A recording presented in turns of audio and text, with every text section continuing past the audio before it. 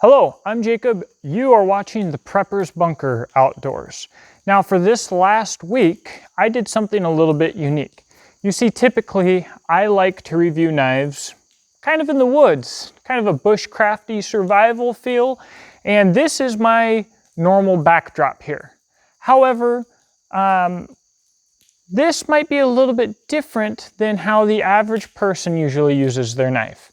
This week what I did is I took a fixed blade to work every day and used it as my EDC knife, working in construction and doing tile. Typically I was cutting open bags, cutting tar paper, cutting curdy cloth, cutting all kinds of little things throughout the day, even just sharpening pencils, doing things that are probably pretty regular and usually probably pretty boring, but the knife that's ideal for out here in the woods might not be ideal for that. You know, your bushcraft survival meat tenderizer 42,000 might not be the best knife to have on your hip every day. And so I'm going to quickly review the 4 knives that I carried this week, fixed blade knives that I carried this week.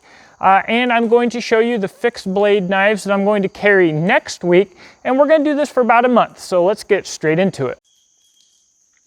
So I'm going to try not to waste too much time getting off topic here. We're going to try and go through this fairly quickly. This knife is a custom. This is a medium camper by Tactical Pterodactyl. As far as I understand it, these can be ordered custom anytime his books are open, or you can wait for him to drop a batch of them.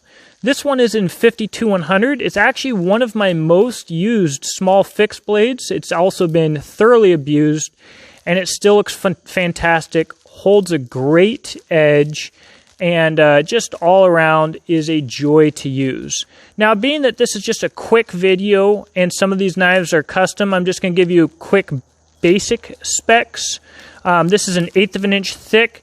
It's just about a 3-inch handle and just under a 3-inch blade, saber ground, thin edge. When we're talking about EDC knives here, almost equally important to the knife is the sheath. This is the factory sheath that came with the knife.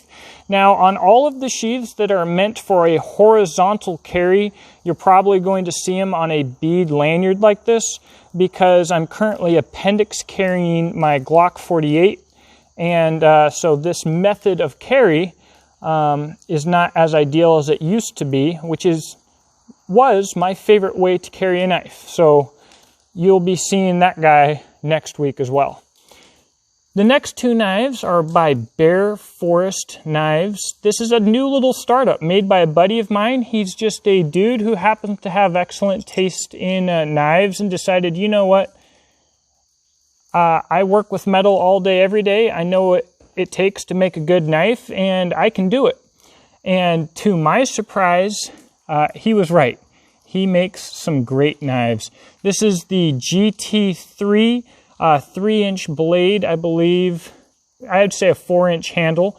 It's a small knife, not a lot of point, but fairly robust. Now, this knife was his personal user. It's one of the first GT3s he made, so the fit and finish is rougher than what I know he's doing now, and I know that he's doing a nicer fit and finish because I've seen it. But this is still, it's plenty good to give me a good idea of what he can do and how the design works. Not a hyper thin edge, but certainly thin enough to be good to go. Great slicer, and the tip is thick enough to be tough, obtuse enough to be tough, but I didn't have any issues piercing. Whereas, quite a different little knife is this collab. This is actually a collab between him and I, and Exodus Knife and Tool. I partially designed this handle.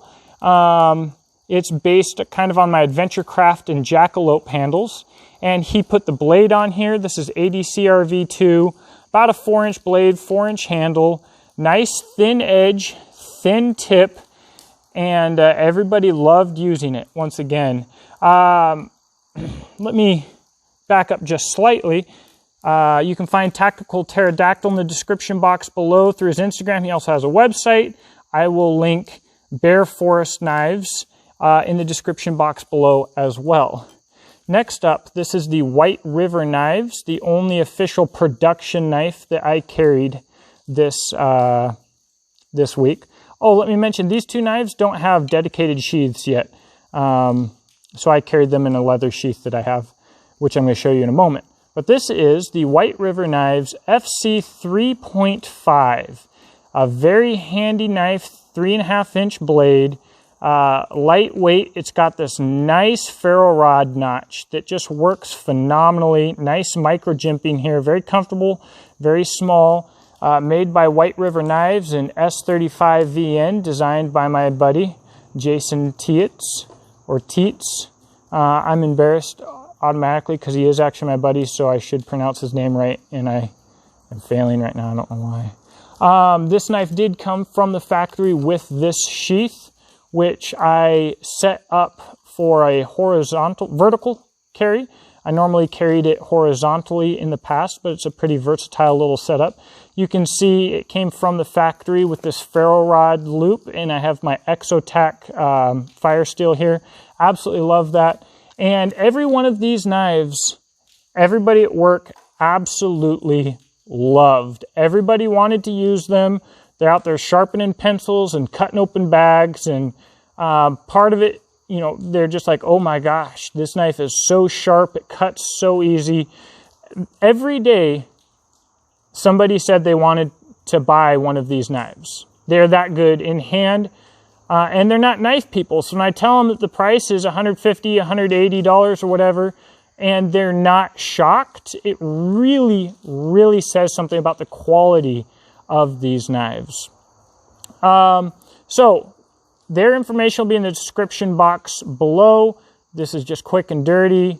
I believe this is 1080. I think production is going to be 80 CRV2. This is 80 CRV2, 52-100.